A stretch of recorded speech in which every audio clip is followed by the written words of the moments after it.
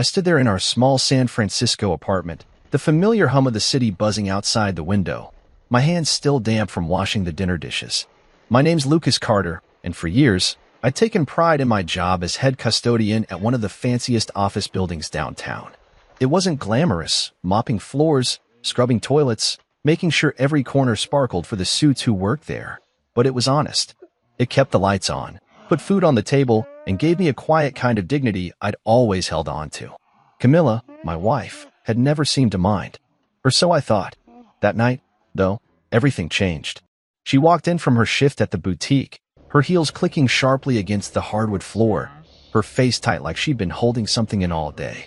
I could tell something was off, but I didn't push. I never did. She dropped her purse on the counter, avoided my eyes, and then, after a long pause, she finally let it out. "Please, don't come to my sister's wedding," she said, her voice low but firm. I frowned, wiping my hands on a dish towel, confused as hell. "Why?" I asked, thinking maybe I'd missed something, some family drama I hadn't caught wind of. She sighed, heavy and irritated, like I was making this harder than it needed to be. "I don't want people to know you're just a cleaner," she said. The words hit me like a punch to the gut. Just a cleaner. I stood there, staring at her, my mouth dry, trying to process it. I'd never hidden what I did, never saw a reason to. But the way she said it, like it was some dirty secret, made my chest ache. Before I could even find words, she kept going, her voice colder now, sharper. "I will say you're dead," she said. "Never contact me again." I froze. Dead? My own wife was ready to bury me, erase me from her life like I was nothing. I looked into her eyes, those hazel eyes I'd fallen for years ago, and saw nothing but resolve. No regret, no softness, just a woman who'd already made up her mind. I'd always known Camilla came from money, a family with fancy dinners and big houses, while I was just a guy from the working side of town. But ashamed? That was new. That cut deeper than anything I'd ever felt. I didn't yell. I didn't beg. I just stood there, the silence stretching between us, heavy and suffocating. "You're serious," I finally said, my voice quieter than I meant it to be. She didn't answer, just turned away, her shoulders stiff. That was it, then. Years of marriage, cooking together, laughing over dumb TV shows, holding her when she cried about her dad passing gone. All because I wasn't good enough for her sister's big day. I don't even remember deciding to leave. It just happened. I walked to our bedroom, pulled my old duffel bag from the closet, and started shoving clothes inside. My work boots, my flannel shirts, the socks with holes I'd been too lazy to throw out. Every piece felt heavier than it should have, like I was packing up more than just stuff. I was packing up me. She didn't stop me. Didn't say a word. I zipped the bag, slung it over my shoulder, and glanced at her one last time. She was staring out the window, arms crossed, like I was already gone. Maybe I was. I stepped out into the cool night air, the door clicking shut behind me, and felt the weight of it all crash down. A broken man, that's what I was. Not because I'd lost her, but because I'd lost something I didn't even know I'd been holding on to, her respect. The streetlights flickered as I walked, no real plan, just moving. My phone stayed silent in my pocket. No calls, no texts, nothing. She'd meant it. I was dead to her. And as I trudged toward the cheap motel a few blocks away, the ache in my chest grew, mixing with a quiet anger I wasn't ready to face. How had it come to this? How had the woman I loved turned me into a ghost? I didn't have answers, not yet. All I had was my bag, my pride, and a job that, apparently, wasn't worth a damn to the one person who mattered most. I woke up in that cramped motel room, the thin mattress creaking under me, the faint smell of bleach and old cigarette smoke hanging in the air. My name's Lucas Carter, and after Camilla kicked me out, told me I was dead to her, I didn't have much left but my job. Head custodian at one of San Francisco's slickest office buildings.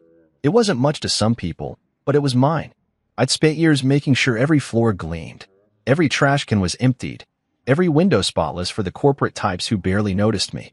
After that night, with my marriage in pieces, I didn't know what else to do but throw myself into it. Work was the one thing I could control, the one place where I still felt like I mattered.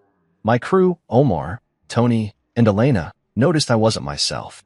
I'd always been the guy cracking jokes, keeping things light while we scrubbed and swept, but now I was quiet, my head down, my hands moving faster than my mouth. Omar raised an eyebrow one morning, mopping beside me, but he didn't ask. Tony gave me a nod, like he knew something was up but figured I'd talk when I was ready. Elena, though, she watched me a little closer, her dark eyes soft with worry. I didn't say anything. What was there to say? My wife was ashamed of me, wanted me gone.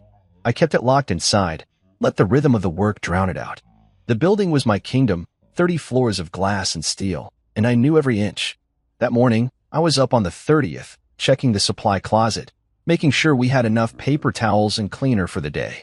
The sun was just breaking over the skyline, casting long shadows across the polished floors, when I heard footsteps behind me.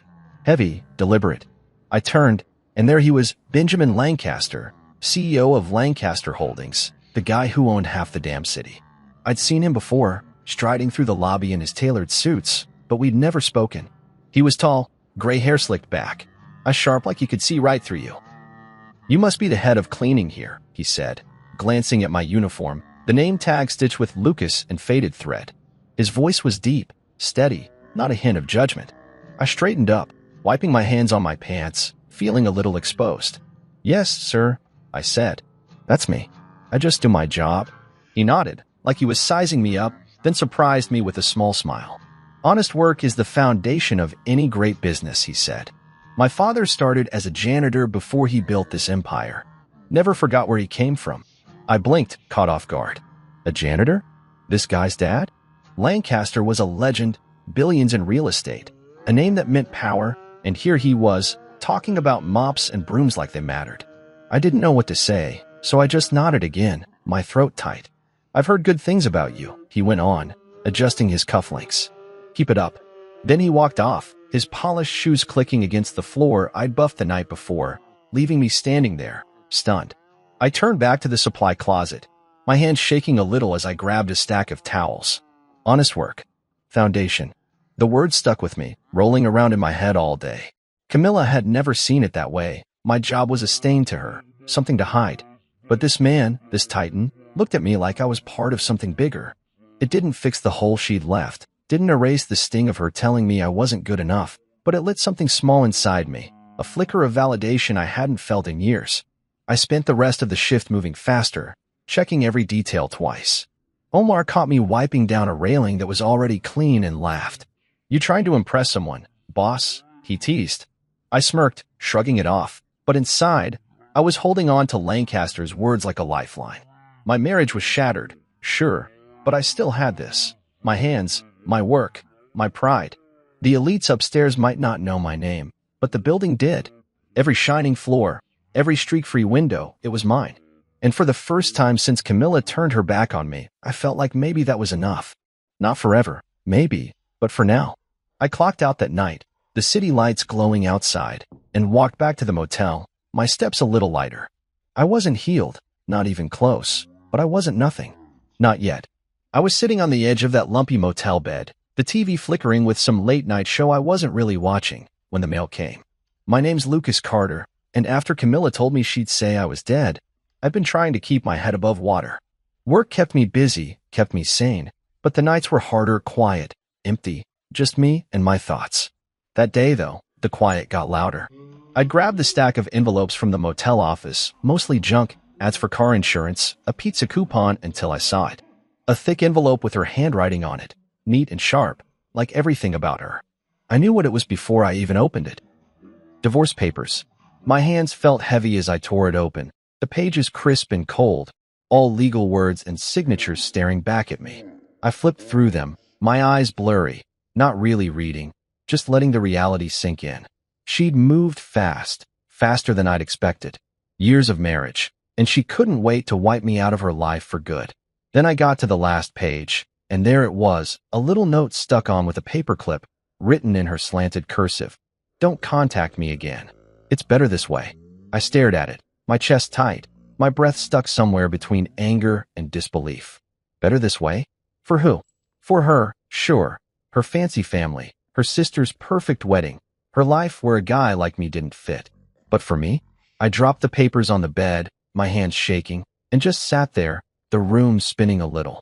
I'd spent years with her, working overtime so she could buy those dresses she loved, cooking her favorite pasta when she had a bad day, listening to her talk about her big plans. I thought we were a team. I thought she saw me. But no, she'd been looking past me the whole time, waiting for a chance to trade up, to scrub me off like dirt on her shoe. I grabbed the pen from the nightstand, the cheap kind with the motel logo on it, and signed the papers right there, my name scrawled big and messy across the line. No hesitation. What was the point? She didn't want me, and I wasn't about to beg. I shoved the pages back into the envelope, sealed it, and tossed it on the dresser like it was nothing, but my heart was pounding. I stood up, paced the tiny room, the carpet worn under my boots. Outside, the city hummed, cars honking, lights flashing, but in here, it was just me and this final betrayal. I'd known she was ashamed of me, known it since that night she told me to stay away from the wedding, but this was her driving the knife in and twisting it. I thought about calling her, just to hear her voice, just to ask why I wasn't enough, why she'd rather kill me off in her story than stand by me. But her note stopped me cold. Don't contact me. She'd made it clear. I was nothing to her now, a ghost she'd already buried. I sank back onto the bed, my head in my hands, trying to breathe through the ache. I wasn't crying, didn't have it in me, but I felt hollow, like she'd scooped out everything I'd built my life around and left me empty. The TV droned on, some guy selling knives, and I almost laughed at how stupid it all was. Here I was, a broken man, signing away my marriage while the world kept spinning like nothing happened. I thought about my job, the one thing she hated, the one thing I still had. Mopping floors, wiping down desks. It wasn't much, but it was real.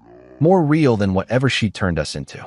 I stood up again, grabbed my jacket, and headed out into the night. I didn't know where I was going. Just needed to move, to feel the cold air on my face, to shake off the weight of her words. The streets were busy, people laughing, living, and I walked through it all, invisible. I passed a bar, thought about going in, drowning it all in a beer or two, but I kept going. I didn't need that. I needed to feel this, to let it burn, to figure out who I was without her. By the time I got back to the motel, the sky was dark, the stars hidden by city lights. I dropped onto the bed again, the signed papers still sitting there, mocking me. I'd mail them tomorrow. Let her have her clean break. But as I closed my eyes, I knew one thing for sure, this wasn't the end of me. She could write me off, but I wasn't done yet. I was wiping down a long oak table in the conference hall, the smell of lemon polish sharp in the air, when I heard it. My name's Lucas Carter, and after signing those divorce papers, I've been trying to keep my head down, focus on my work, and let the days blur together. Being head custodian at that big San Francisco office building gave me something to hold on to, floors to clean, schedules to manage, a routine that didn't ask questions. But the world has a way of sneaking up on you. The Lancaster family, big shots who owned the building and half the city, was buzzing about a wedding. Grayson Lancaster, the CEO's son, was marrying Melanie, Camilla's sister. I'd known it was coming, tried to ignore it, but working where I did made it impossible to escape. Every day, I'd catch snippets, caterers rushing through the lobby, florists hauling bouquets, chatter about the event of the year. I didn't want to care. Didn't want to think about Camilla or her family or the life I'd been cut out of. But that morning, up on the 30th floor, it hit me anyway. I was alone in the conference hall, the glass walls showing off the foggy skyline, when voices drifted in from the hallway. Deep, familiar, Benjamin Lancaster, the CEO himself, talking to Grayson.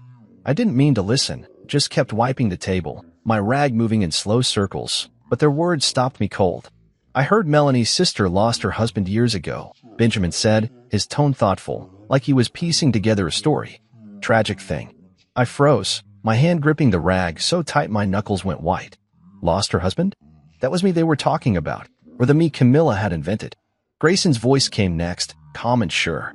Yeah, Melanie told me her sister's husband died in a car accident 10 years ago. My stomach dropped. 10 years ago? I'd been with Camilla then, married, alive, working my ass off to keep us going. No car accident, no tragedy, just a lie they'd spun to make me disappear. I stood there, the rag limp in my hand, my breath shallow.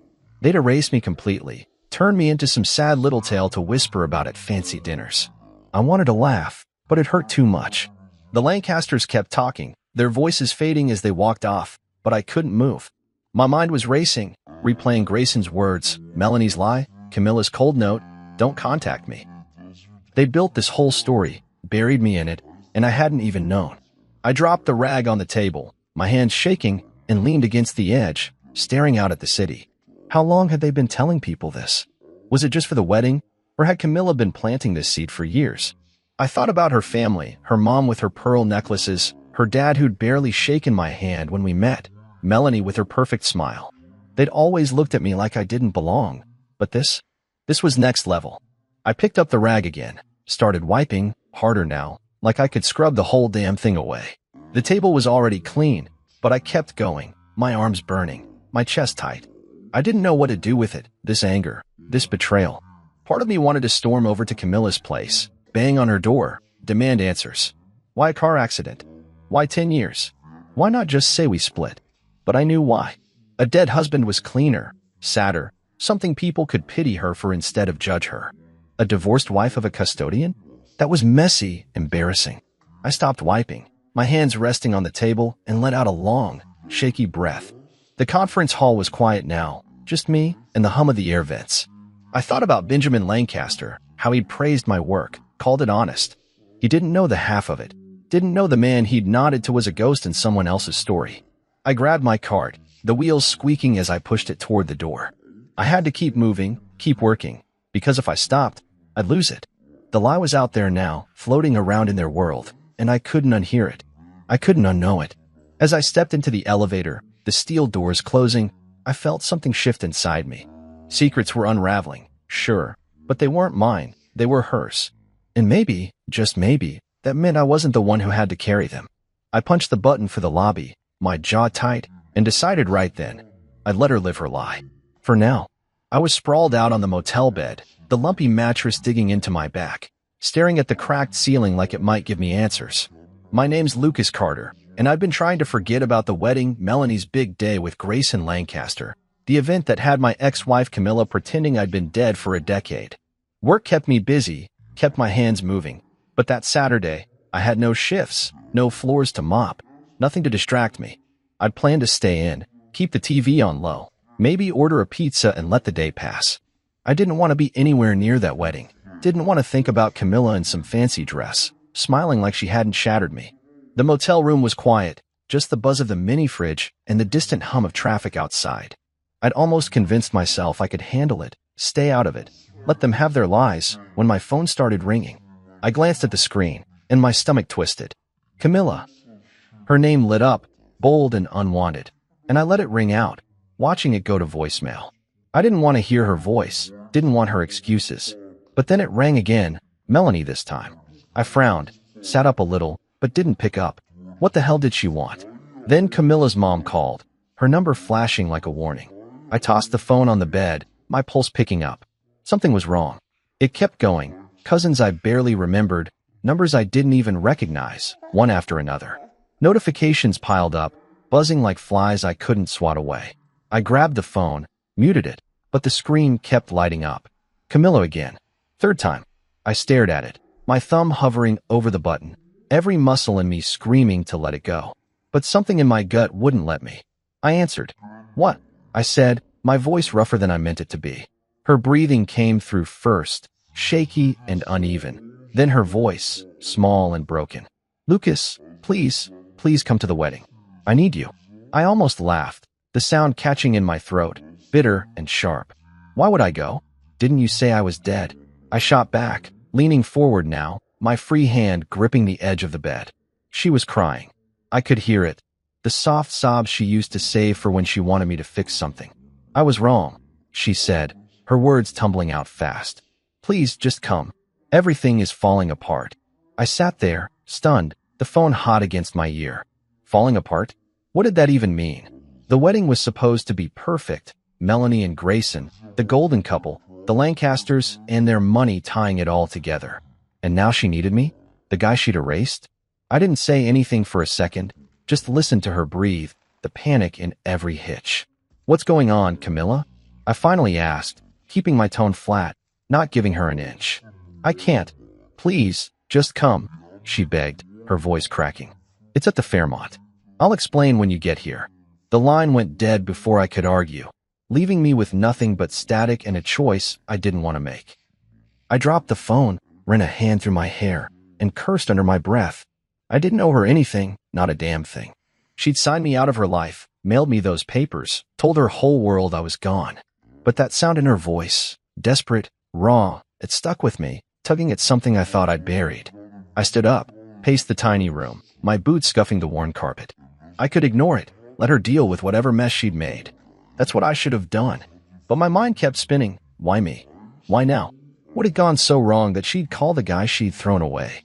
I stopped by the window, the blinds half open, the gray San Francisco day stretching out beyond the glass. I didn't want to go. Every part of me screamed to stay put, to let her drown in her own lies.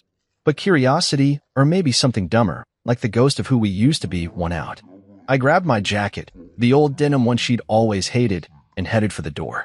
The Fairmont wasn't far, a cab ride I could barely afford, but I'd go.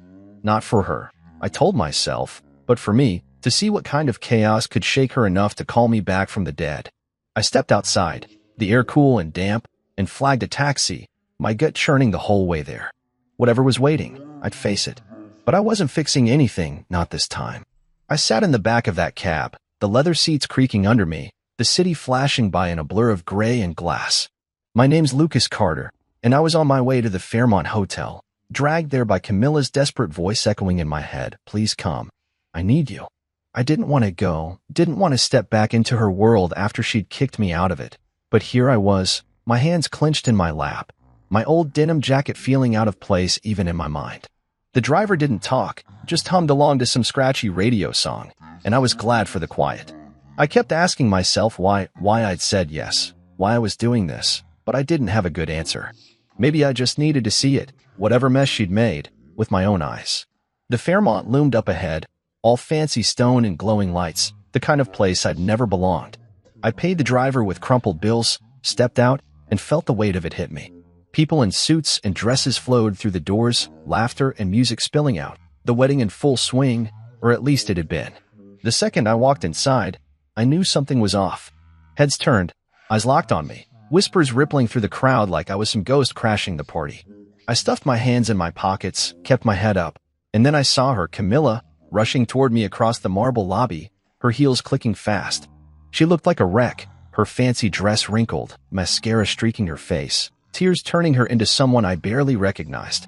"Lucas," she gasped, grabbing my arm, her fingers digging in. "Thank God you're here." I pulled back a little, frowning. "What's going on?" I asked, my voice steady even though my gut was twisting. She looked around, nervous, like she didn't want anyone to hear, then leaned in close. "They know," she whispered, her breath hot against my ear. I raised an eyebrow, stepping back again. "Know what?"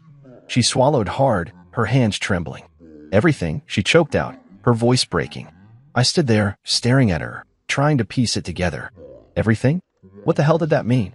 She grabbed my sleeve again, pulling me toward a quieter corner, away from the gawking guests. "Benjamin Lancaster found out," she said, her words spilling out fast. "He knows you're not dead, knows I lied about it all. He confronted Melanie and me, and Grayson, oh God, Grayson's furious. He's talking about calling off the wedding." My head spun. Benjamin Lancaster, the CEO who'd praised my work, knew the truth? I crossed my arms, keeping my distance, watching her fall apart. "So your lie blew up," I said, keeping it simple, my tone flat. "And now what?" Her eyes went wide, pleading. "You have to fix this, Lucas. Please." I almost laughed right there, the sound bubbling up bitter and sharp. "Fix it? Me? The guy she'd thrown away? And why would I do that?" I asked, leaning against the wall, my jaw tight. "You told them I was dead. You signed me out of your life. Why the hell should I clean up your mess?" She flinched, tears spilling faster now, but I didn't soften. I'd spent years bending over backwards for her, working late, swallowing her little digs about my job, and I was done. "I was wrong," she said, her voice small. "I know that now. I shouldn't have. I didn't mean what?" I cut in, stepping closer, my voice low but hard. "To tell your whole family I died in some fake car accident? To make me a stranger in my own life? What didn't you mean, Camilla?" She shrank back, wrapping her arms around herself, sobbing now. "I was scared," she said. "Scared of what they'd think. Scared of losing everything. I thought it'd be easier if you were just gone." I stared at her, the words sinking in. Easier. That's what I'd been to her, a problem to erase. I took a deep breath, let it out slow, trying to keep the anger from boiling over. "Well, it's not easier now, is it?" I said. She shook her head, her hands covering her face, and I just watched, feeling the distance between us stretch wider than ever. The lobby buzzed around us. guests milling, staff whispering. But it was like we were in our own little bubble, her desperation and my coldness filling the space. I didn't know what she expected me to do. Walk in there? Charm the Lancasters? Save her sister's wedding? I wasn't that guy. Not anymore. Please, Lucas, she said again, reaching for me. I stepped back, out of her grasp. You made this bed, I said. Lie in it. And with that, I turned, ready to walk away, except I didn't. Not yet. Because part of me still wanted to see how this played out. I stood there in that fancy Fairmont lobby, Camilla's tear-streaked face still in front of me, her pleas ringing in my ears. But I wasn't moving, not yet. My name's Lucas Carter, and I'd come this far, against every bit of sense I had, because my ex-wife begged me to fix her mess. She'd lied about me being dead, and now the truth was out, unraveling her sister's wedding to Grayson Lancaster. I could have walked away, left her to drown in it, but something held me back. Maybe curiosity, maybe the old habit of wanting to help her. So I nodded, sharp and reluctant, and said, Fine, let's see this through. Her eyes lit up, relief washing over her, and she grabbed my arm again, pulling me toward the ballroom. The doors swung open, and I stepped inside, the air thick with tension, chandeliers glittering above like they were mocking the chaos below. The room was packed, guests in tuxes and gowns, waiters frozen with trays, all eyes turning to me like I'd just crashed the party. And there, at the front, stood Benjamin Lancaster, his gray hair catching the light, his face hard as stone. Next to him was Grayson, tall and stiff, his jaw clenched, and Melanie, Camilla's sister, looking pale and small in her wedding dress. The silence was deafening, pressing down on me as I walked forward, Camilla trailing behind, her breath shaky. Benjamin's gaze locked onto me, sharp and steady, and he spoke first. So, he said, his voice cutting through the room, you're the man I was told had been dead for 10 years? I stopped a few feet away, my boots scuffing the polished floor, and took a deep breath. Yes, sir, I said, meeting his eyes. But I'm very much alive. The room went dead quiet, like everyone was holding their breath, waiting for what came next. I could feel Camilla behind me, shrinking into herself, but I didn't look back. This wasn't about her anymore. It was about me. Benjamin tilted his head, studying me, and I didn't flinch. I'd faced worse than this. Guess I owe you an explanation, I said, my voice steady even though my heart was pounding. My wife, ex-wife, decided I didn't fit her story. Said I was a cleaner, nothing more, and she was ashamed of it. So she told everyone I died. Car accident, 10 years back. Signed the divorce papers and told me never to contact her again. A murmur rippled through the crowd, low and shocked, but I kept going, the words spilling out now, raw and real. I didn't know about the lie till a few days ago. Overheard it right here in your building, Mr. Lancaster. Been working my job, keeping my head down, while she built a whole life without me in it. I paused, letting it sink in, my hands flexing at my sides. That's the truth. All of it. Benjamin's expression didn't change, but his eyes narrowed, flicking to Camilla, then to Melanie. Grayson stepped forward, his face dark with anger, and turned to Melanie. You knew about this? He asked, his voice low but cutting. Melanie's hands twisted in her dress, her lips trembling. Grayson, I swear. I didn't. I knew she said he was gone, but I didn't. Didn't what? Grayson snapped, cutting her off. Didn't think it mattered? Didn't think I'd care your family's been lying to me? Melanie's face went ashen, tears welling up, and she shook her head, but it was too late. The room felt like it was shrinking, the air heavy with the weight of it all. I stood there, watching it unfold, my chest tight but my head clear. I'd said my piece, laid it bare, and now it was theirs to deal with. Benjamin raised a hand, quieting the whispers, and looked at me again. You're the head custodian at my building, he said, like he was putting it together. The one I spoke to. I nodded. Yes, sir. Been doing the job for years. Took pride in it, even if she didn't. His mouth twitched, not quite a smile, but something close. Then he turned to Grayson. Son, what do you make of this? Grayson didn't hesitate. If this family can lie about something this serious, he said, his voice cold, how do I know what else you've lied about? I refuse to marry into deception. Melanie gasped, a sob breaking free, and Camilla grabbed my arm again, whispering, Lucas, do something. But I shook her off, stepping back. I've done enough, I said, loud enough for her to hear, for them all to hear. This isn't my fight. Grayson looked at Melanie one last time, then turned away, walking toward the doors, his shoulders stiff. The crowd parted, stunned, and I watched him go, knowing it was over. The wedding was dead, just like I'd been to them, only this time, it was real. I stood in that glittering ballroom, the chandeliers casting light across the stunned faces, the air thick with the fallout of the truth I'd just dropped.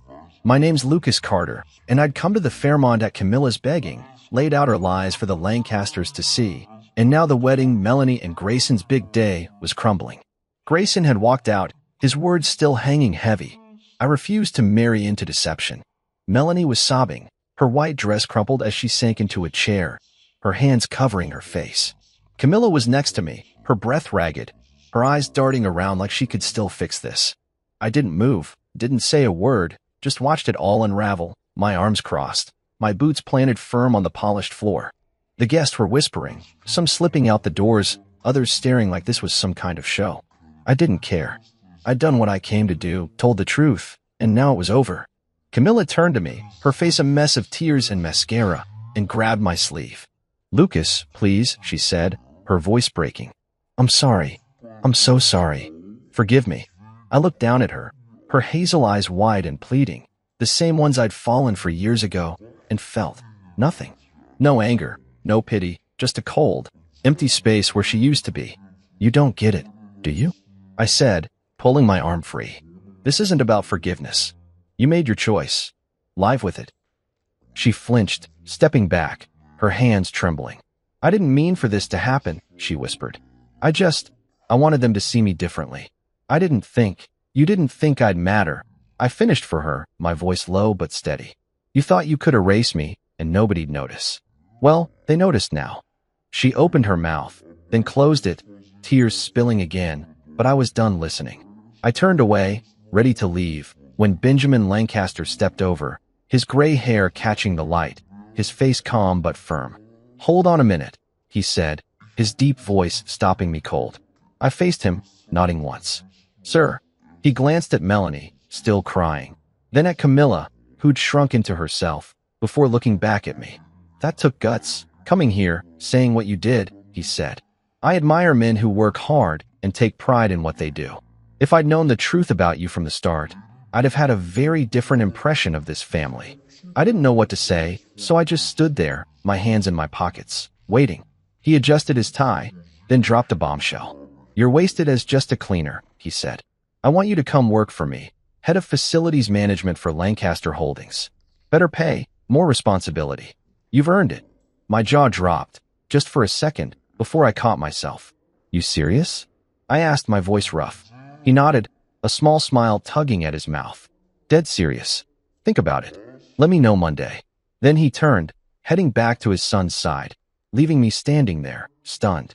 Camilla stared at me, her eyes wide, like she couldn't believe it either. "Lucas," she started, but I cut her off with a look. "Don't," I said. "You don't get to talk to me now." She backed off, wrapping her arms around herself, and I watched Melanie for a moment, her dream day shattered, her family's choices crashing down on her.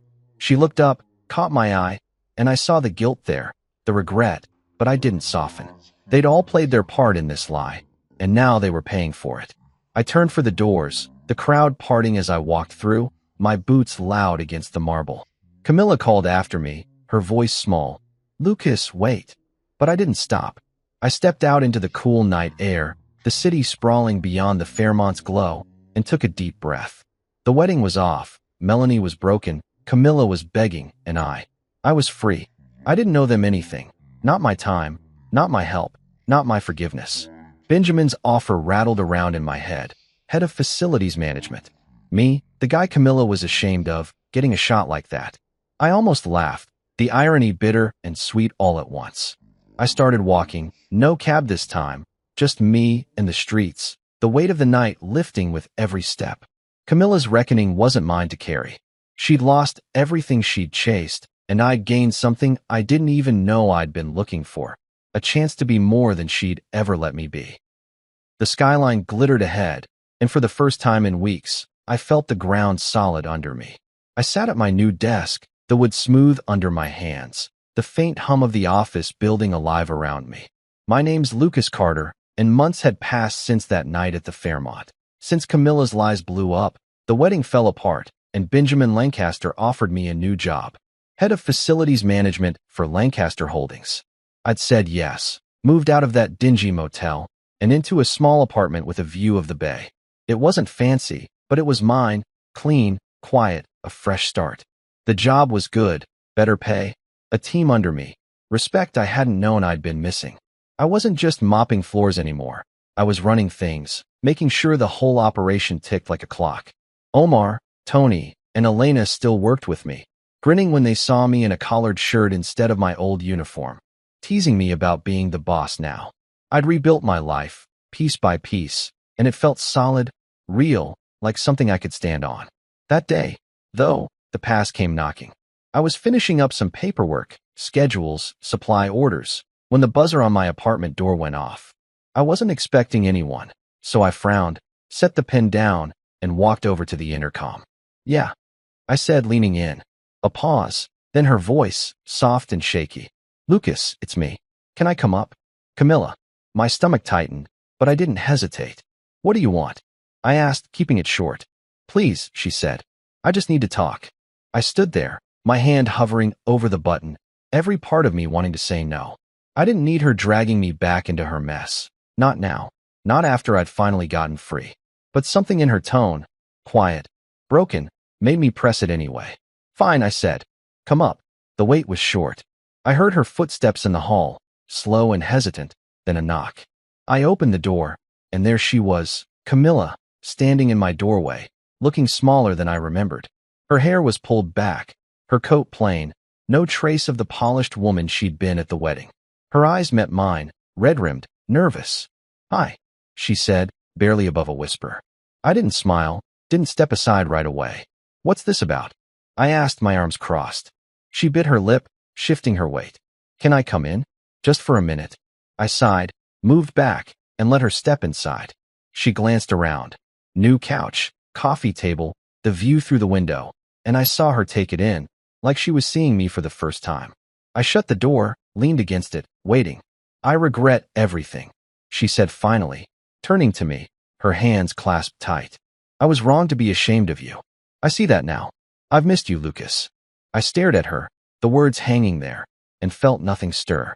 No warmth, no ache, just a flat calm. She kept going, her voice trembling. "After the wedding, after it all fell apart, Melanie wouldn't talk to me for weeks. Mom blamed me. I lost my job at the boutique. I've been trying to figure out who I am without all that, and I keep coming back to you. To us." I let her talk, let her spill it all, my face still. When she stopped, looking at me like I might throw her a lifeline, I took a slow breath. "You done?" I said. She nodded, hopeful, and I stepped closer, keeping my voice even. "You weren't ashamed of me, Camilla. You were ashamed of yourself. You couldn't stand that I didn't fit your picture, your family, your big plans. You didn't miss me. You missed the idea of me fixing things for you, like I always did." Her face crumpled, tears welling up, but I didn't stop. "I'm not that guy anymore. I've got a life now when you don't get to walk back into because you're lonely or sorry. You made your call. I've made mine." She shook her head, reaching out, but I stepped back, my hand on the doorknob. "Lucas, please," she whispered. "I love you." I opened the door, the cool air from the hall rushing in. "You don't," I said. "You never did, not the real me." She stood there, frozen, tears streaming now, and I nodded toward the hall. "Go." She hesitated, then walked out, her shoulders slumped, her steps slow. I shut the door behind her, the click loud in the quiet, and leaned against it, my chest tight but steady. I waited for the regret to hit, the doubt, but it didn't. I walked to the window, looked out at the water shimmering under the city lights, and felt the weight lift. She was gone for good this time, and I was still here, standing taller than I ever had with her. I leaned back in the chair on my balcony, the cool San Francisco breeze brushing my face, a mug of coffee warming my hands. My name's Lucas Carter, and I'd come a long way from that broken man who'd walked out of Camilla's life, or who she'd pushed out, depending on how you look at it. It was early, the sun just creeping up over the skyline, painting the bay in shades of gold and pink. My new apartment wasn't big, but this spot, the balcony, was my favorite.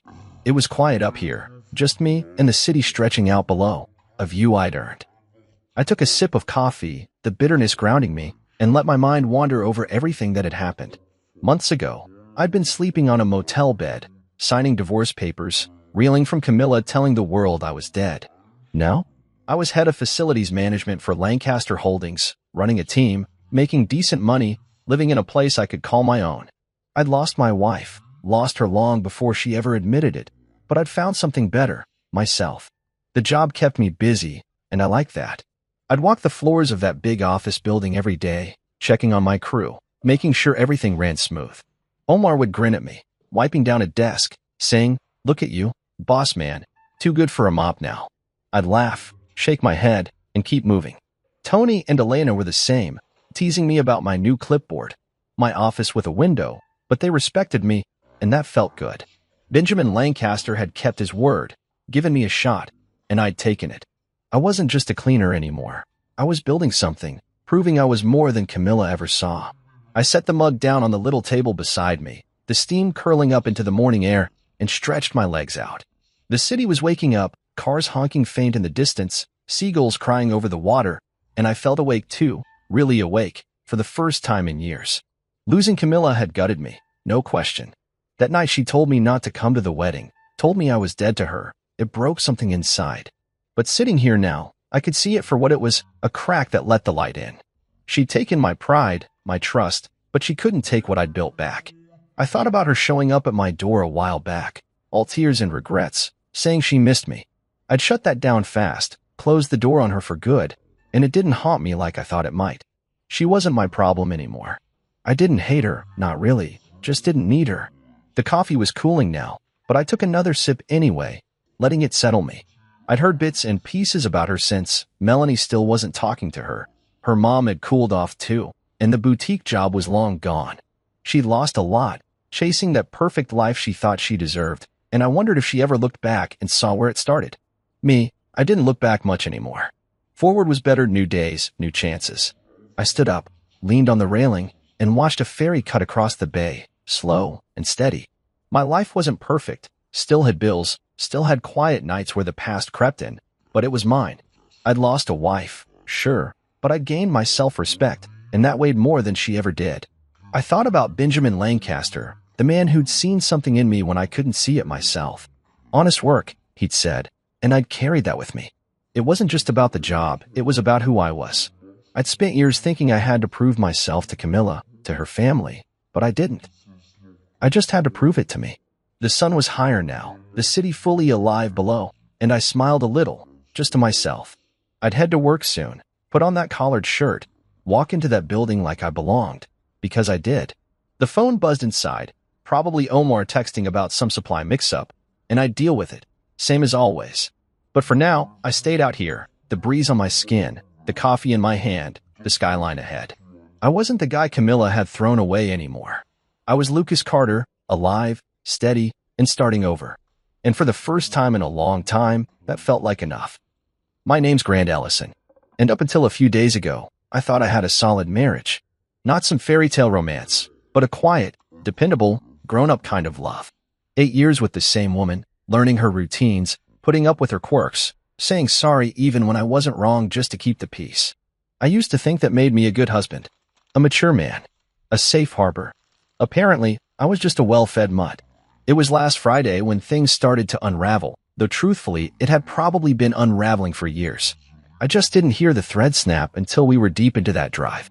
Skylar had asked me to take her and her friends, Laura, Haley, and Ruth, to some spa weekend in the hills, about 5 hours away. I remember blinking at her when she asked, surprised, because I'd already made plans to go fishing with Hugo. But she smiled that tight, rehearsed smile she always wore when she needed a favor, and said, "You're so good at long drives. And we need the SUV, you know none of us want to cram into Ruth's Prius." And just like that, I said yes. I packed their bags in the trunk. I filled the gas tank. I even cleaned the dashboard and stocked the center console with snacks and gum.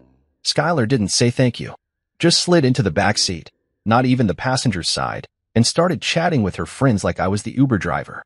No one offered me coffee. No one asked how I was. The first hour passed in relative silence for me, except for their occasional requests, turn the heat down, switch the playlist, take this exit instead. I kept my hands on the wheel and nodded. I didn't mind. I was used to fading into the background when Skylar was with her friends. They were the kind of women who wore coordinated brunch outfits and had matching Instagram captions for their girls' getaways. I didn't belong in their world. I never had. But around hour 3, somewhere near the foothills, it happened. The moment that cracked whatever illusion of normal I had left. Skylar was laughing about something Laura had said, and then I heard her voice cut through the cabin like a blade. Honestly, she said, he's like a rescue dog. You feed him, he wags his tail. So easy to control. Then the laughter followed. Not polite chuckles. Not confused reactions. They laughed like it was the funniest thing they'd heard all week. I didn't say anything. I didn't flinch.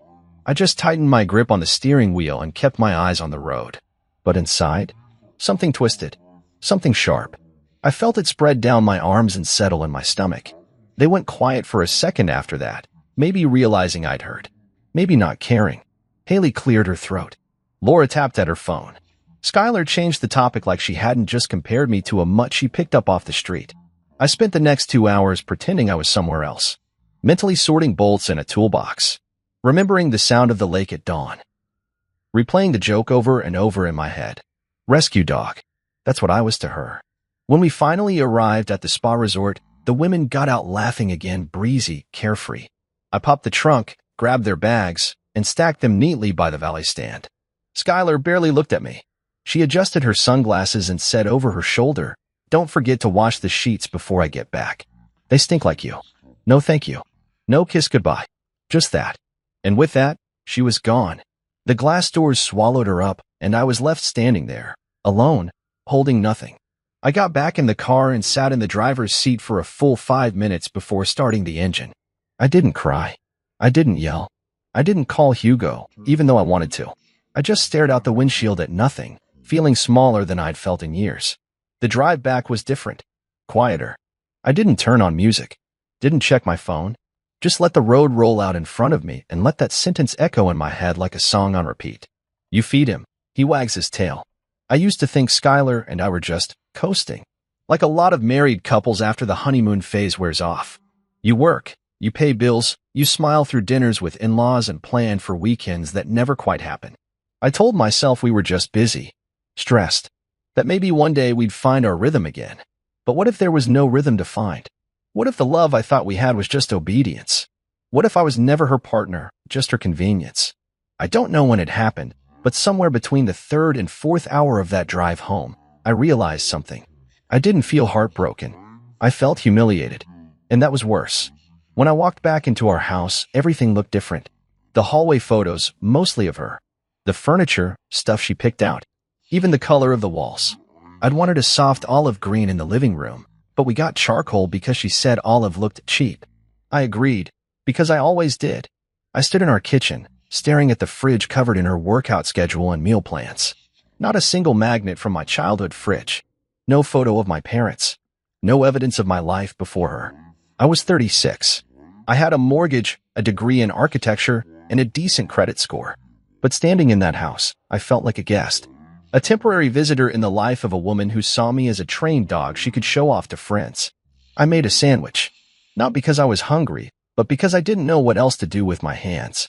I stood there chewing in silence, staring at the floor tiles I installed myself last summer while Skylar went wine tasting with Rachel. She didn't even notice when she came back. And then, like a final twist of the knife, I opened her laptop to check for a delivery confirmation. She'd asked me to return a faulty steamer. Her email was open. Her social media was still logged in. I didn't mean to look, but something told me to click. That's when I saw it. The private group chats, the messages, the memes, and everything I thought I knew started to fall apart. But that's a story for another chapter.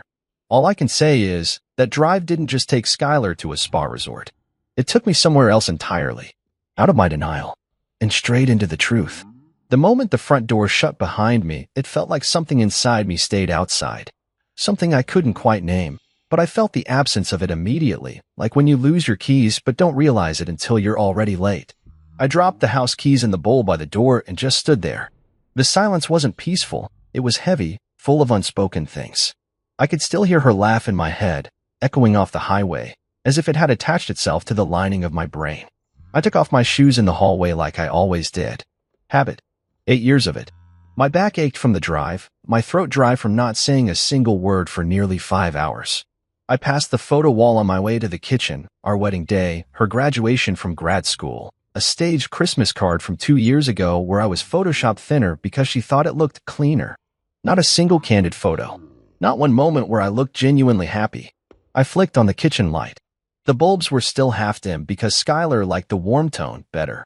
The island counter was covered with her supplements, her expensive matcha tins, her monogrammed glass bottle filled with lemon slices and cucumber. I reached for a bottle of water. Lukewarm. And suddenly, the silence started to grate. I grabbed the remote, hit power on the TV in the living room just for some noise. But I didn't sit. I walked around instead, pacing like a man who'd just woken up in someone else's home. The couch? She picked it. The shelves? Filled with her books. The rugs? Persian. Well, faux Persian, but expensive. She'd called my recliner an eyesore, so I gave it to Hugo a year ago and never bought another. That's when the realization started sinking in. This wasn't my home. It was hers. And I was just background. Support staff. The driver.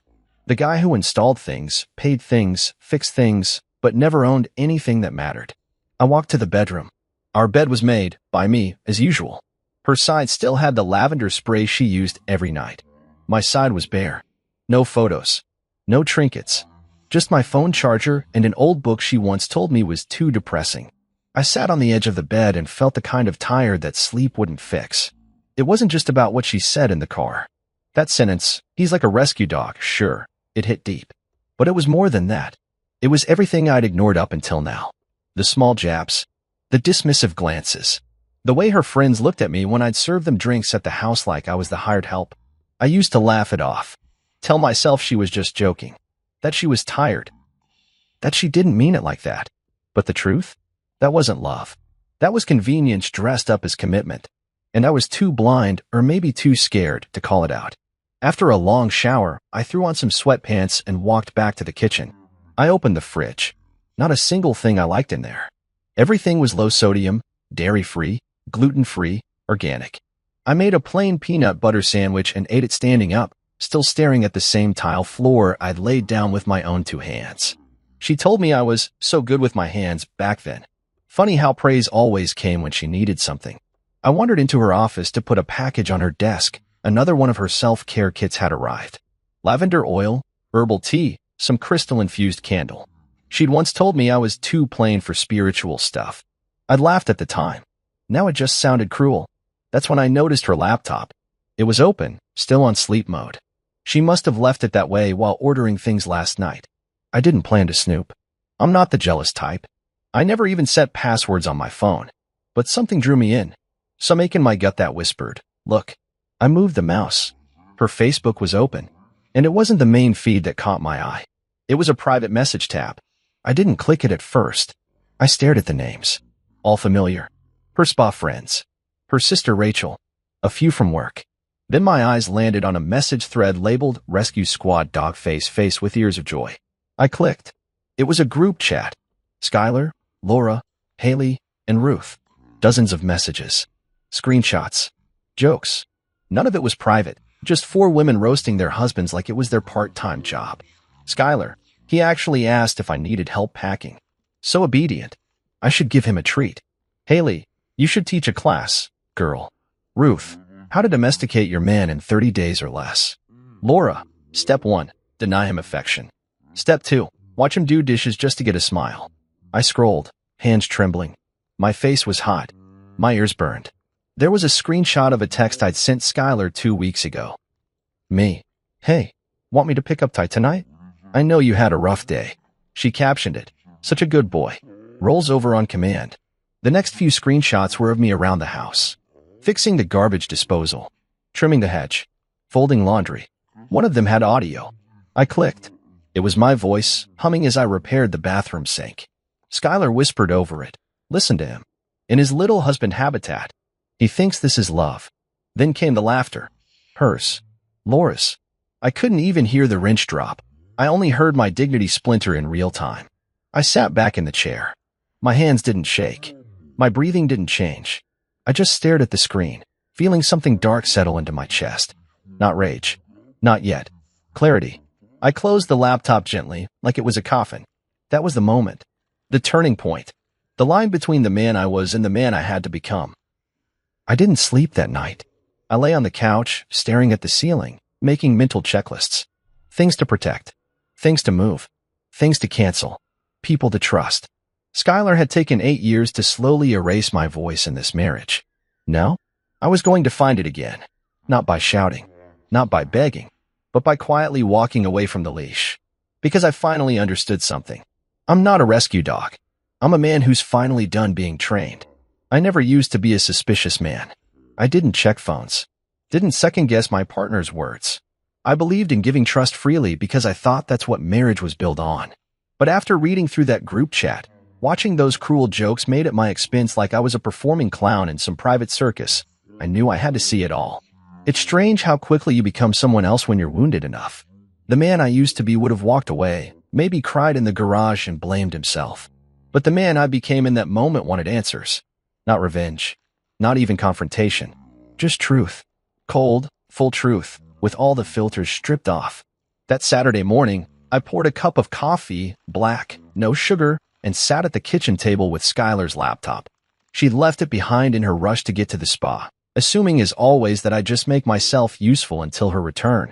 It was still logged into her email, browser, calendar, and cloud drive. No password prompts.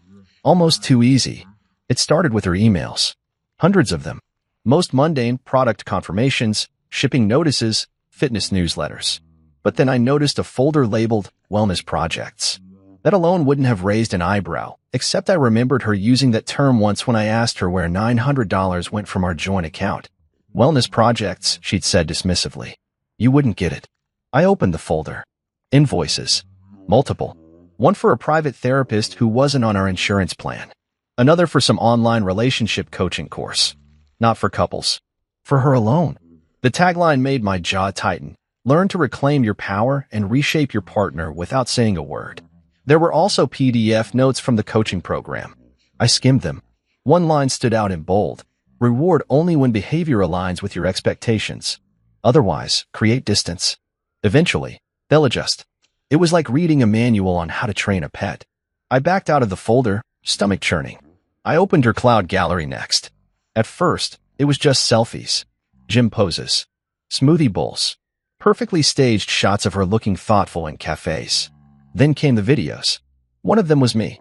I was crouched under the sink, wearing old jeans and a faded t-shirt, fixing the pipe that kept dripping every other week.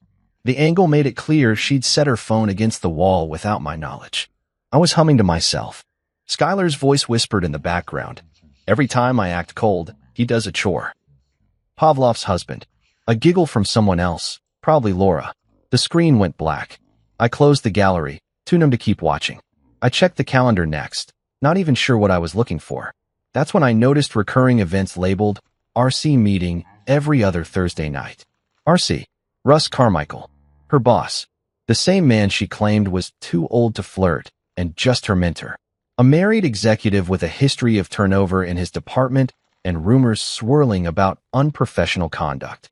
I'd heard whispers, but Skylar always brushed it off like office gossip. She'd laugh and say, Russ? Please. He barely knows my last name. Funny, then, that she had at least 22 calendar entries involving him. Not meetings. Not team events. Just RC meeting. I felt heat creeping up my neck, but I wasn't ready to assume anything. Not yet. So I opened her message app. The first thread that jumped out wasn't Russ. It was the same group chat I'd seen before. I skipped over it. There was only so much mockery I could take in a single morning. But then, I saw a name I didn't recognize, Heather M. I clicked. It wasn't Heather. It was Skylar's dummy account. They were sending messages to themselves, clearly storing things secretly. Screenshots. Notes. Thoughts she didn't want others to see. I scrolled, and my heart sank. There were chat logs with Laura about timing things right. One message from Skylar read, Russ said once I'm free, he'll make it official. Promotion first, then paperwork. Laura had replied, just don't let Grant catch on too soon. He'll probably cry and ruin your narrative. Skylar's response, oh please. He'll fold like always. That man still apologizes when I roll my eyes. That's when I shut the laptop. I sat in silence for what felt like hours. My coffee had gone cold. My hands felt foreign to me, like they didn't know what to do anymore. I wasn't just being mocked. I was being used. Trained. Conditioned. She was slowly phasing me out of her life, already making space for someone else while I sat around believing we were just going through a rough patch. And the worst part? I'd allowed it. I made excuses for it.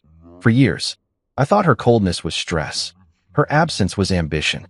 Her constant criticisms were tough love. But it wasn't love. It was manipulation wrapped in charm.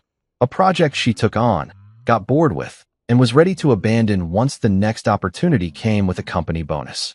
I called Hugo that afternoon. He picked up on the second ring. "Yo, you good? Thought you were at the lake," he said. "I didn't go," I replied. My voice didn't even sound like mine. "You sound weird. You all right?"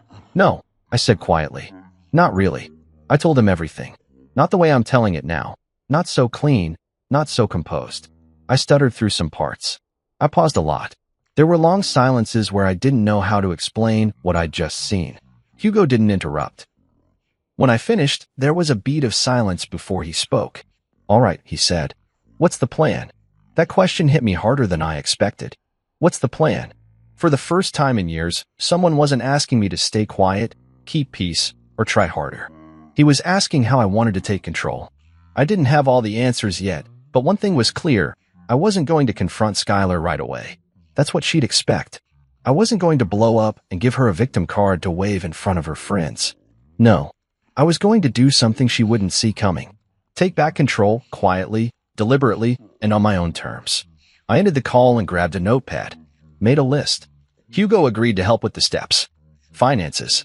Locks. My own space. Emotional distance. Everything I'd ignored, everything I let slide, I was going to fix it. Not to win her back. Not to punish her. But to finally stop being the background character in my own damn life. She trained me? Huh? Well, it's time I untrained myself. It's strange how calm I felt when I started making the list. Not angry. Not bitter. Just focused. The kind of focus you get when you finally stopped lying to yourself. I wasn't reacting anymore. I was rebuilding. Not for her. Not to prove anything. Just to protect what little I had left of myself. First thing I did was open a new bank account. Not a joint one. Not a shared savings. Just mine. I walked into the local branch that Monday morning and asked to speak to someone in private. The banker, young guy, maybe mid-20s, smiled politely until I explained I was closing a joint account I'd shared with my wife of 8 years. I watched his face shift the moment I mentioned that. Sympathy, maybe. Or recognition. Like he'd seen this movie before. He didn't ask questions. Just nodded and handed me the paperwork. I transferred half of what was left in the joint account into my new one. I didn't take it all. I wasn't trying to start a war. But I wasn't going to leave myself exposed anymore. I also canceled the Wellness Box subscription she'd been charging to my card. $300 a month for powders and stones and jars of air-scented self-importance. After that, I called the storage unit place on Maple Street. Booked one under my name. Climate-controlled. Enough space to fit everything she'd left behind when she went to the spa. I wasn't going to throw anything out, not yet. But I wasn't going to let her come back and act like nothing had changed either. Then I changed the locks.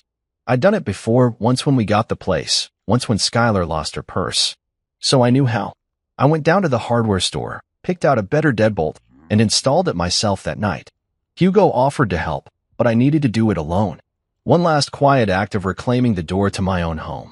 I left her keys on the kitchen table, and then I packed her things. Not all of it. Just what was clearly hers. Clothes. Shoes. Her gym equipment. Makeup. The drawer of beauty products she guarded like a vault. Her laptop. Her vision board. The little frame quote that used to hang in her office that said, "Train your man or he'll become someone else's headache." Yeah, that one went in the box first. I labeled everything neatly, sealed it up, and loaded it into the truck. Drove it to the unit. Sent the address and entry code to her sister Rachel with a simple message. "Skylar's things are here. Lease is under my name. She has 30 days to retrieve them." Rachel didn't reply, but the message was marked as read. Then came the hardest part, telling people. I started small. Hugo already knew, and he offered to take me out for dinner that night. I declined. I needed space. I needed to feel what I was doing, not distract myself from it. The next day, I called my mother. Now, my mom is the kind of woman who believes in forgiveness above all else. Grew up in the church. Thinks therapy is a gift from God. But she's also sharp. I knew she'd want to hear the full story, so I told her everything. The rescue dog comment. The group chat. The recordings. The manipulation. The money. Russ. She went quiet. That same heavy silence I felt in my own chest. Then she said, "Are you sure there's no saving this?" And I told her the truth. There's nothing left to save.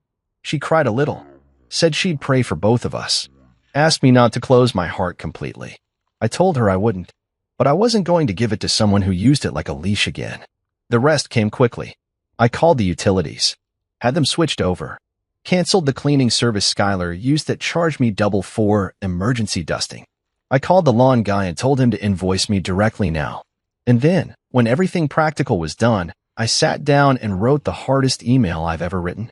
Subject line, the truth about Skylar and me. I didn't post it publicly. Didn't make a scene. I sent it to a small list of people who'd been part of our lives. Mutual friends, her family, a few of my coworkers who'd seen her parade me around at office parties like some obedient accessory. I attached screenshots. A few audio files. I didn't add commentary. I just let them see for themselves. I ended the message with one line. Please don't contact me to tell me I should work it out. You weren't the one being trained. And then I turned off my phone. For the first time in years, I felt something close to peace. Not joy, not relief, but something still, quiet. Like standing in a burned-down house and realizing you survived the fire. The messages came the next day. I didn't check them all, but a few slipped through. Laura messaged me. I'm sorry. I didn't know she took it that far. I was wrong to laugh. You didn't deserve that. Haley messaged too. Shorter. I didn't mean it personally. Whatever that meant. Ruth? She didn't say a word. Probably too proud. But Skylar, she was the storm. She called, texted, emailed, left voicemails. What the hell are you doing? Grant, this isn't funny. You changed the locks? You're being insane, call me. And then the guilt started. Can we talk? Please don't do this. You're blowing everything out of proportion. But I didn't reply. Because there was no proportion to blow up. She made me into a joke, and then laughed when I played along. Now she could sit with the silence. I wasn't angry anymore. That would have taken too much energy. I was done giving her power over my emotions. I didn't want to scream, didn't want to confront, didn't want closure wrapped in her crocodile tears. I wanted peace. And I was finally starting to feel it. I looked around the house that night. It still looked like hers. But something had changed. It was quieter now. Warmer somehow. Like the house itself had exhaled. I made a simple dinner, eggs and toast. Washed the dishes. Lit a candle. One of the few things in the house that I'd actually picked out. It smelled like cedar wood and clean air. Masculine. Honest. Then I sat on the couch, turned on some Miles Davis, and watched the sun go down. And for the first time in a long, long time, I didn't feel like anyone's project. I felt like a man finally locking the world out and letting himself back in. The doorbell rang at 3:42 p.m. on Monday. It wasn't a polite ring. It was frantic. The kind of ringing someone does when they think if they press hard enough, the door might forget it's locked. I didn't move at first. I was in the living room, legs up on the coffee table, watching a rerun of a show I didn't care about. A cup of tea in my hand, not because I like tea, but because Skylar hated the smell of it, and suddenly, that was reason enough for me to start drinking it. The ringing continued. A pause. Then pounding. I didn't have to check the peephole. I knew who it was. Skylar always had this pattern. Silence, then guilt, then pressure, then theatrics. I used to cave somewhere between guilt and pressure. This time, I let the storm hit the door. Grant, she shouted. Grant, open the damn door. I muted the TV, took another sip of tea. Then I stood and walked quietly to the window by the hallway, peeking through the edge of the curtain. She looked exactly like I imagined she would, disheveled but pretending she wasn't. Designer coat over leggings. Messy bun, no makeup, oversized sunglasses like she was hiding from paparazzi. Her phone in one hand, keys in the other, waving both like weapons. I leaned against the wall and listened. You're seriously doing this, she yelled. You're making a scene. Do you want the neighbors to hear? Funny how that was her concern now. The same woman who'd laughed with her friends about training me was suddenly worried about decorum. I didn't speak. Didn't open the door. Just watched her, detached. Like watching an actress fumble through the wrong script. She tried calling next. I heard the phone buzz from the kitchen. 14 missed calls by then. The voicemails started piling up, some tearful, some furious, all carefully balanced between, "This is your fault," and, "I love you. Please stop this." I didn't listen to any of them. Eventually, the noise stopped. She stood there for a long time, pacing, looking at the door like she could will it to open. Then, after almost 20 minutes, she pulled out her phone and walked back to her car. I thought that was the end of it. I was wrong. The next morning, I was in a meeting at the office when my assistant poked her head in. There's a woman here asking for you," she whispered awkwardly. "She says it's important." I knew before I asked. Did she give a name? She nodded. "Skylar. I told her you were in a meeting. She's in the lobby." I took a deep breath, stood, buttoned my jacket, and walked out like I was heading to battle. She was there, in the middle of the lobby, eyes wide and glossy like a soap opera heroine. She didn't even wait for me to speak. "Why are you doing this to me?" she asked, her voice trembling just enough to sound sincere. "You changed the locks, ignored my messages, sent my things to a storage unit like I'm some stranger." I nodded slowly. "Because you've been acting like I'm a stranger for years." Her face twisted, caught somewhere between shock and indignation. "Don't do that. Don't flip this on me." I folded my arms. "No flipping. Just facts." She looked around, clearly aware of the receptionist pretending not to watch. "Can we talk? In private?" "No," I said. "Everything that needed to be said was already said. In your group chats, in your videos, in your wellness project notes." That froze her. "You went through my things," she hissed. "After I drove you and your friends across the state, listened to you call me a rescue dog, and got told to wash sheets because they smelled like me?" "Yeah, I did." Her shoulders dropped. For a second, I saw her drop the performance too. "Grant, I didn't mean that. It was a stupid joke." "No," I said, my voice steady. "It was a confession." She opened her mouth, closed it, then tried again. I was venting. Everyone does it. No, not everyone turns their spouse into a punchline. Not everyone mocks someone they say they love to feel better about themselves. Her hand went to her chest, clutching at some invisible ache. 8 years. Grant, you're really going to throw it all away? I looked her in the eye, and I said it. "I'm not your rescue dog anymore." The words felt strange coming out of my mouth, like I was borrowing someone else's line. But it landed. I saw it hit her like a slap. Her mouth dropped open, then shut again. I turned and walked away, left her standing in the lobby like a statue that forgot its pose. Back in my office, I sat down, took a slow breath, and realized something important. I wasn't angry. I wasn't shaking. I wasn't fantasizing about getting back at her or making her suffer. I wasn't anything. I was free. That evening, I sat on the porch with Hugo. We drank beer from the bottle and watched the sky turn pink. "She showed up at work?" he asked. "Lobby. Full dramatic effect," I said, nodding. "And what did you do?" "Told her I'm done playing house pet." He laughed. "Did she cry?" "A little. Not sure if it was real." Hugo leaned back in his chair, took a swig, and said, "Proud of you, man. Most guys in your position would have gone nuclear. Blown it up.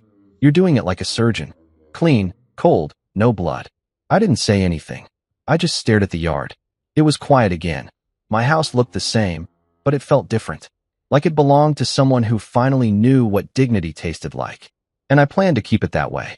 She begged for one night to talk. I wasn't planning to give her anything. Not a meeting, not a conversation, not even the decency of a shared space. But Hugo convinced me to allow one final sit down. "It's not for her," he said. "It's for you. Let her look you in the eye and see what she lost." So I agreed. One night, one conversation, one room, no yelling, no bargaining, just truth laid bare. I prepared like it was trial day. I printed every screenshot, messages, group chats, the rescue dog comment, the wellness coaching files, bank statements from the last 9 months showing consistent withdrawals Skylar made from our joint account under labels like groceries and medical that ended up funding spa packages, designer handbags, and what looked like a hotel in Aspen. I set them out like exhibits on the kitchen island, my courtroom bench. Neat, precise, impossible to ignore. Then I opened my laptop and queued up the videos. Not all of them, just a few key ones. The recordings of her laughing behind my back while I fixed things around the house, comparing me to a pet husband. One video of her FaceTiming Laura while whispering about how she'd trained me to obey her moods. I didn't feel cruel doing it. I felt clean, like I was clearing out rot. She arrived at 6:32 p.m. wearing my favorite dress, the navy blue one with the little sleeves and the lace at the bottom. She used to wear it on our date nights. The first time I told her I loved her, she was wearing that same dress. I'd be lying if I said it didn't punch a hole through my chest to see it again. But this time, it felt like bait. Like a hunter wearing perfume in the woods, hoping the deer walks closer. She stepped inside cautiously, eyes scanning the house like it might look unfamiliar now. Maybe it did. Maybe she could already feel that this wasn't her stage anymore. "Grant," she said, her voice soft, rehearsed. "Thank you for letting me." "Sit down," I interrupted, gesturing to the stool at the counter. She blinked but followed instructions. I noticed that instinctively how she followed direction when the power shifted. I'd never seen it so clearly before. I stood across from her, arms folded, silent. Her eyes darted to the papers in front of her. She reached for one, an email exchange between her and Ruth where she joked about making me sleep on the couch for forgetting almond milk. "You went through my stuff?" she said, her tone sharpening. "I lived with you," I replied. "We shared a bank account, a roof, a bed. You didn't leave me much choice." She flipped through more pages. Her face tightened when she reached the receipts, makeup, gifts, spa treatments, all bought with our joint card. Over $20,000 across 6 months. She looked up, already defensive. That was supposed to be temporary. I was stressed. "Work's been. You labeled these as medical expenses. I needed them for my sanity. Then you should have used your own card." She flinched. The confidence cracked a little. I leaned forward and tapped the next stack of printouts, screenshots of her group chat with Laura, Haley, and Ruth. All the jokes. All the mockery. My name reduced to emojis and punchlines. My efforts turned into comedy. She didn't speak. Just sat there, jaw clenched. "I want you to read them," I said, out loud. She looked horrified. "What? If you're proud of what you said, read it out loud. Right here. Right now. Just to me. No audience." She glanced down at the paper in front of her. I watched her lips twitch. "Honestly, he's like a rescue dog. You feed him, he wags his tail. So easy to control." The sentence came out barely above a whisper. "You laughed when you wrote that," I said. "You laughed in a car full of women I drove across the state. You all laughed." "I was venting," she muttered. "You don't understand how hard it is being with someone who just gives up their whole personality to please you." I raised my eyebrows. "You mean being with someone who listens? Shows up? Fixes what breaks? Buys groceries? Covers rent?" She crossed her arms. "You made everything about responsibility. You were boring, Grant. Predictable. I felt like I was living with a maintenance man, not a husband." There it was. The real truth. No filter. I didn't even flinch. "And yet you had no problem using me for convenience." "Don't twist it," she said quickly. "I never wanted things to go this far. I just needed space. Russ understood that." "Ah, there it was." I tilted my head. "Russ, you're not denying it then?" She hesitated for half a second. That was all I needed. I saw the calendar, the messages, the RC meetings. "You celebrated the spa weekend as your pre-promotion party, didn't you? The one he promised if you dropped the deadweight husband." Her face went pale. "Who told you that?" I didn't answer. I didn't have to. She stood suddenly. "So what now? You're going to humiliate me? You're going to tell everyone I cheated and paint yourself as the victim?" "I'm not painting anything," I said quietly. "I just laid out the canvas. You filled it in. I gave you years of my life," she yelled, voice rising now, hands trembling. "I kept this house together. I cleaned. I planned.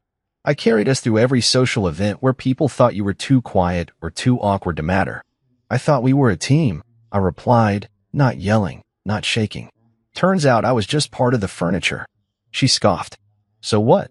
You're going to be some self-righteous monk now? Start over with your pride and a pile of paperwork? Good luck finding someone who'll tolerate your dullness." I reached under the counter and clicked play on the speaker. Her voice filled the room. That recording, her spa car comment. Loud, cruel, echoing. "He's like a rescue dog." She stopped speaking. I paused the audio. The silence that followed wasn't awkward, it was righteous. "I'm not dull," I said. "I'm dependable. And dependable doesn't mean disposable." Skylar said nothing. Her lips were quivering, but no tears came. Just rage. She wanted control back and didn't know how to get it. Her manipulation tricks weren't working. Her beauty wasn't landing. Her lies were collapsing on impact. So she did the only thing left. She blamed. "You're blowing up our entire life over a few stupid jokes and a man who doesn't mean anything to me." I shook my head slowly. "No. I'm walking away from a woman who never saw me as her equal." She opened her mouth again, but I was done. "Take your things," I said. Leave the dress. It belongs to a version of you I used to love. And then I walked out of the room, not even checking if she followed. Because I didn't need to. She already knew the verdict.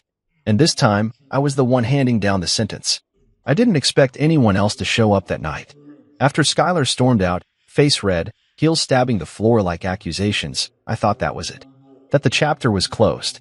I'd drawn the line. She crossed it. Now we were just strangers with paperwork left between us. I was still in the kitchen, cleaning up the mess from the storm she left behind, paper sheets shoved off the counter, her untouched tea, a crumpled tissue she left behind like an afterthought, when the doorbell rang again. I frowned. I wasn't expecting anyone. My first thought was that she came back. Maybe forgot something. Maybe thought she had one last card to play. I didn't answer right away. I walked to the door slowly, cautiously. This time, I checked the peephole. It wasn't Skylar. It was Laura. That stopped me cold. She stood on the porch in a black coat, her hair pulled back in a ponytail. No makeup, no wine glass in hand, no mocking laughter curled on her lips. Just her, holding a manila envelope, shifting her weight from one foot to the other like she was nervous. I opened the door just a crack. Laura, she nodded. Hey, I know I shouldn't be here. I'll only take a second. Can I come in? I hesitated. This was one of the same women who sat in my car laughing about how easy I was to control. One of Skylar's three-ring circus enablers. The same friend who'd clapped along to Skylar's stories like they were open-mic comedy shows at my expense. But something in her eyes was different. So I opened the door and stepped aside. She walked in, glanced around like she half expected Skylar to appear from the hallway. She's not here, I said. We had our talk. Ended about 20 minutes ago. Laura let out a breath. Good. Then maybe you'll listen to what I have to say before throwing me out. I folded my arms. You've got 2 minutes. She held up the envelope. I came to give you this. I should have given it to you a long time ago. But I was scared. Scared of losing her, of being caught in the middle, of burning every bridge. But after what I saw tonight, after how she treated you, I realized I don't want to be part of her cover anymore. I looked at the envelope, then back at her. What is it? Proof, she said, of everything you already suspected and a few things you didn't. I took it and opened it slowly. Inside were printed screenshots, text threads, photo stills, copies of emails. I didn't even need to scan through them. It started 6 months ago, with Russ Carmichael. You probably figured that out already. She used to joke that if she played her cards right, she'd finally get the promotion and get out of this marriage in one move. I said nothing, just kept turning pages. Photos of Skylar and Russ at a hotel bar, more of them at a resort. A selfie of them in a bathrobe mirror, his hand clearly on her waist. Texts between them planning Friday escapes. Code names like wellness meeting and vision alignment. Laura continued. The spa weekend wasn't just a spa trip. It was a celebration. Russ told her he'd fast-track her into a senior position after she filed for divorce. They were finalizing everything that weekend. Benefits, salary package, all of it. I looked up. And you knew. Her face fell. I didn't know everything. Not at first. I laughed at the jokes. Yeah, I enabled it. But I thought it was just Skylar venting. Like we all do. I didn't know she was planning to leave you behind like trash at the curb.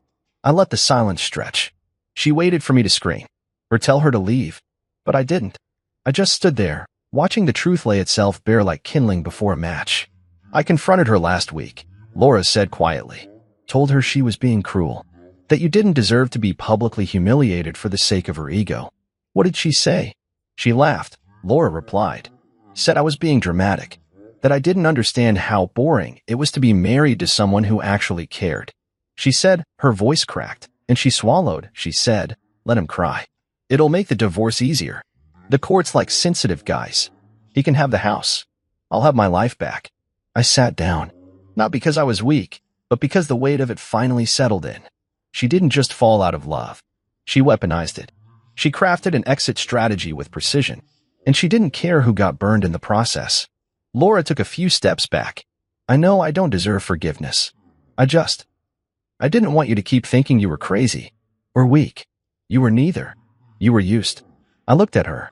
For the first time, I saw not Skylar's echo, but a woman who had clearly been scorched by proximity to someone toxic. Her eyes were tired. Her hands were trembling. What changed? I asked. Tonight, she said. Seeing her scream like that, call you names, spin the story into you being unstable, I couldn't keep quiet. I won't be part of her fiction anymore. I nodded slowly. Thank you, I said. Not for siding with me, but for telling the truth. She turned to go, paused at the door. She's going to come for you hard now, Laura said. When she realizes she lost control, she's going to try to spin it. She already did, I replied. She cried in the lobby at my office. Told my assistant I was emotionally abusive. Classic projection. Laura let out a dry laugh. That sounds like her. She opened the door, then looked back one last time. For what it's worth. I hope you find someone who sees you as a man, not a project. With that, she left, and the house fell silent again. I sat there with the evidence spread out in front of me like puzzle pieces. But for the first time, I didn't feel broken. I didn't feel defeated. I felt something else. Clarity. I knew who I was. I knew what she did. And now, so would everyone else. I picked up my phone, opened a new email, attached the documents, typed just one sentence. The version you've heard is incomplete. Then I hit send. To her parents, her sister, her friends, my lawyer, her workplace. She betrayed me. But now, her lies were about to collapse under the weight of her own mask. And I didn't have to lift a single finger. The truth was already loud enough. The next time she reached out, her tone had changed. No more voicemails that wobbled between fury and guilt. No more texts full of sarcasm or vague threats. This time, it was a polite email, too polite. Subject line, can we settle this privately? A body full of soft, strategic language. I think we both made mistakes. I don't want this to turn into a war. Let's talk. Just us. No lawyers yet. We can be adults.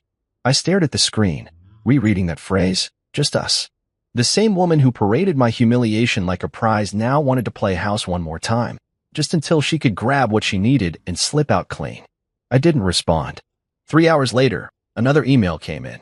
This one angrier, less polished. If you're trying to punish me, it won't work. I'm not scared of you. I just want to move forward. I didn't respond to that one either. Then came the offer. I'll sign whatever you want. Just unlock the accounts. There it was. The panic. The unraveling. The moment when someone who thought they held all the cards suddenly realizes the table's been flipped, and they're the only one still sitting. I talked to my lawyer the next morning.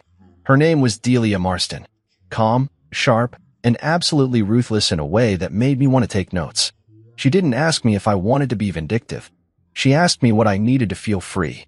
Do you want the house? She asked. I shrugged. Honestly, I'm not even sure I want the curtains.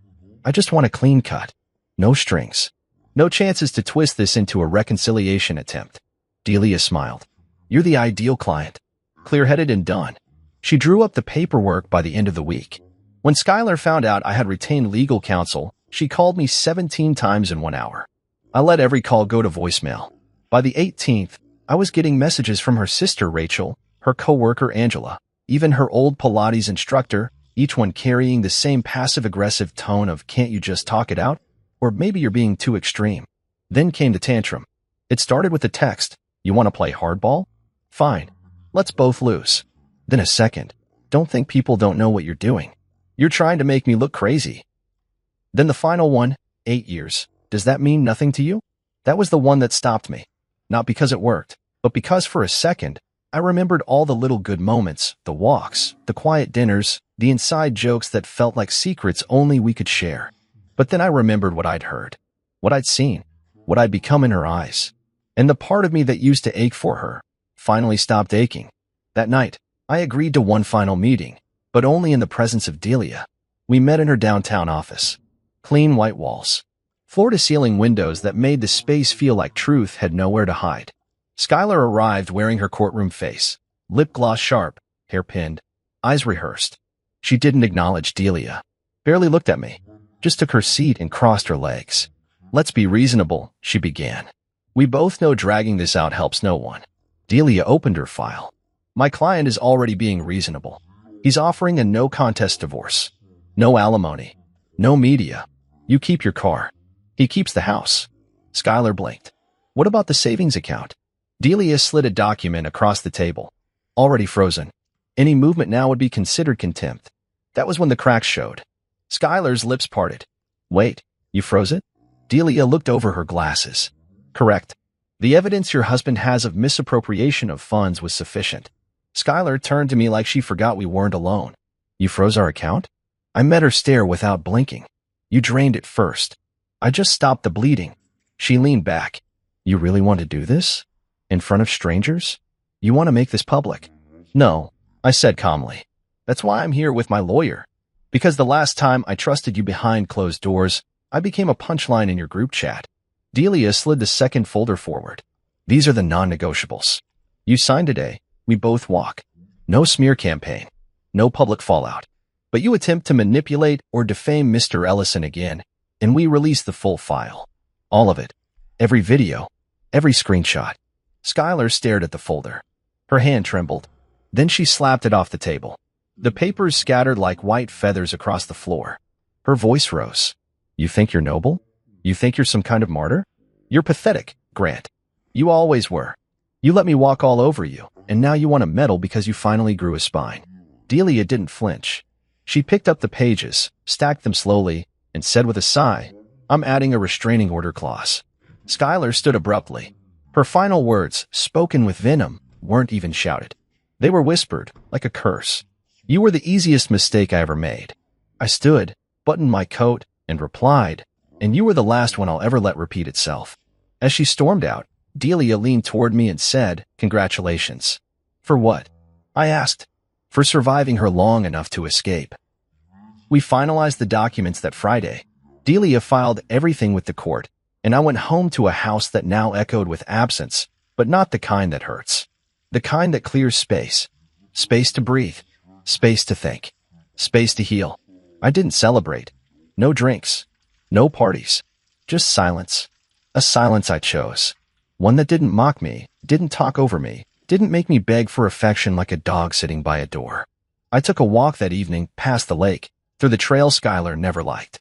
I watched the water reflect the gold streaks of sunset and thought about all the parts of me I'd silenced for years. The things I liked but gave up.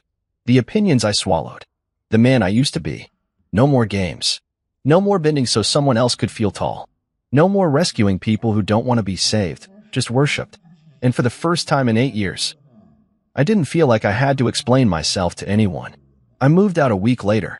Not because I was forced to. Technically, I had every right to stay in the house. But I didn't want to live among ghosts. Every room held an echo of the version of myself I'd been trained to become. The agreeable man. The fixer. The apologizer. I needed new walls. New space. A life where the air didn't carry the scent of her perfume or the chill of her silence. Hugo had a guest room. Barely furnished, half used for storage, but it might as well have been a palace to me.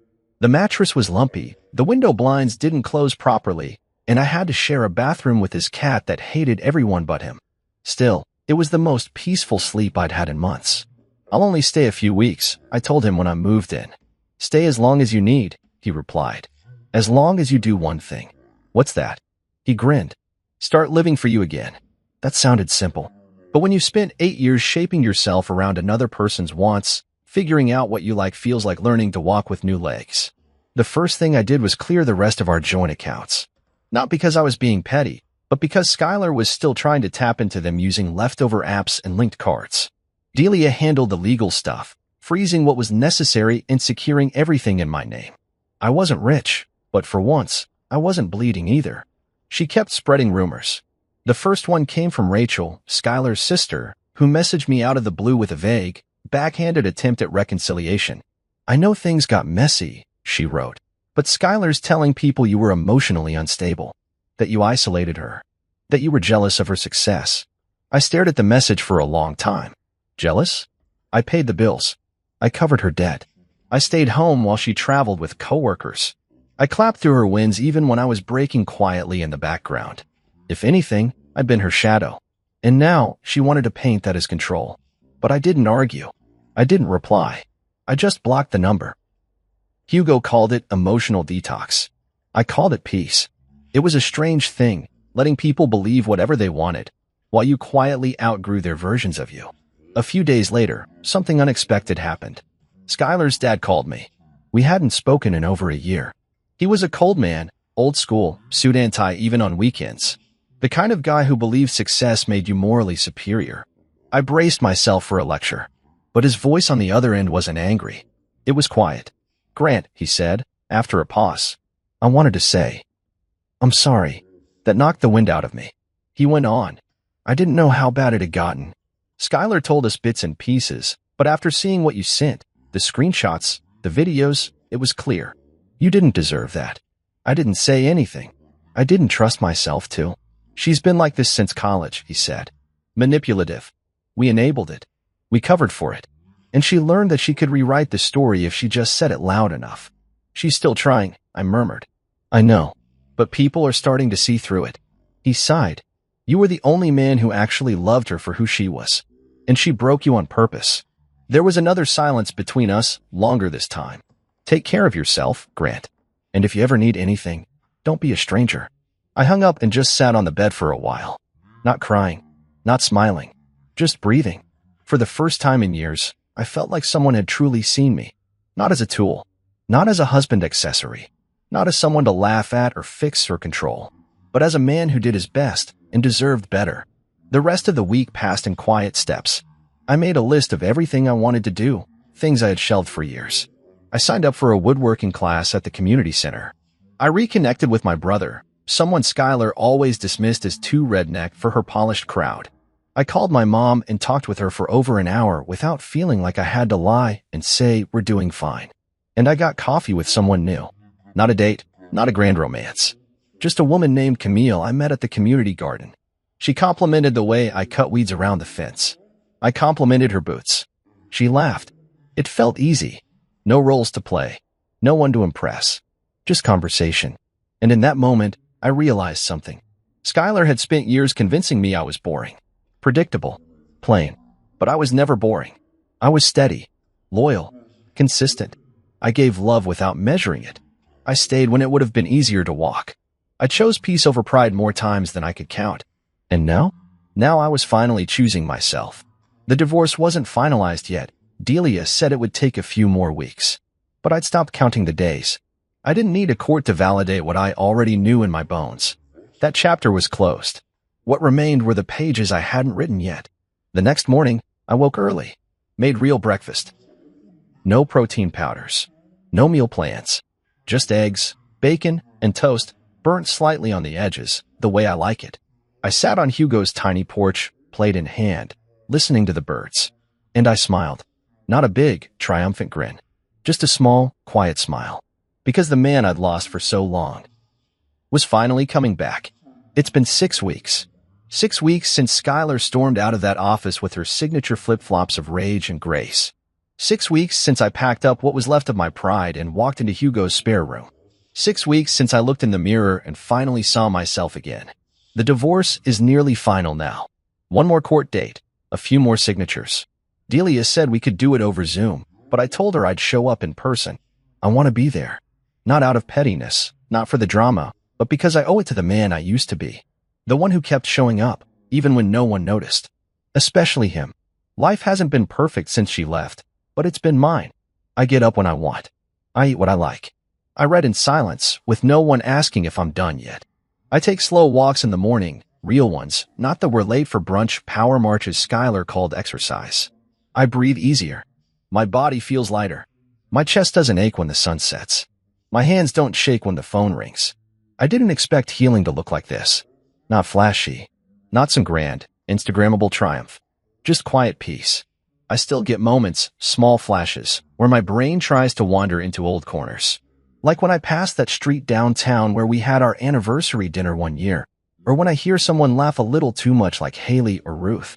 I used to brace for impact, for anger or sorrow. But now, the memories pass over me like wind. Noticeable, but no longer able to knock me down. I deleted every photo of her 2 weeks ago. Not in rage, just readiness. They didn't hurt anymore, and that's how I knew it was time. She's still trying, of course. She posts cryptic quotes on her social media about betrayal and narcissists. Her friends keep leaving little comments like, "You're so strong," and they never appreciate the good ones. And her latest story? Apparently, I had a breakdown. Skylar now says I snapped under pressure and left her for someone else. That I manipulated her. That I made up the cheating. Funny how fast the truth gets repainted when a person is drowning in the image they created. But here's the thing. I stopped correcting anyone. I don't need to. The people who know me, know. And the ones who choose not to? They were never really in my corner to begin with. You'd be surprised how many people disappear when you stop playing the nice guy who takes the hits and keeps smiling role. When I set boundaries, some folks made it clear I was only valuable when I was bendable. Now that I'm not, radio silence. But I've made space for better ones. People like Camille. Yeah, we've gone out a few more times. Still casual. Still slow. We talk about real things, books, music, what makes us feel alive. She asks questions and listens without waiting to pounce with advice. She laughs without needing someone else to look small. The other night, she told me, "You carry peace with you now. It shows in your eyes." That one sentence meant more than 8 years of being told to fix your face whenever I didn't smile on command. I haven't told her everything about Skylar yet. Not all of it. Not because I'm hiding anything, but because I want the next chapter of my life to be about me, not the woman who mistook my love for weakness. The last loose end was the house. I went back once, with Delia, just to walk through before the final papers were filed. Skylar had moved out by then. The place was empty, echoing. My footprints felt loud against the hardwood. The walls were still painted in her chosen colors. The scent of vanilla candles still clung to the air like an echo. I stood in the kitchen, the same place I used to make dinner while she scrolled through her phone, and I realized. I didn't feel sad. I didn't feel angry. I just felt done. Delia turned to me and said, "Want to keep it or sell it?" I said, "Let's sell it. Because I don't want a house that feels like a museum for a man I no longer am. I want new light, new windows, new air." That afternoon, Hugo met me for lunch. He clinked his beer against my glass and said, "So, you've officially ghosted your past life. What now?" I smiled. "Now I build one that actually fits." "Big plans?" "None," I said. "Just honest ones."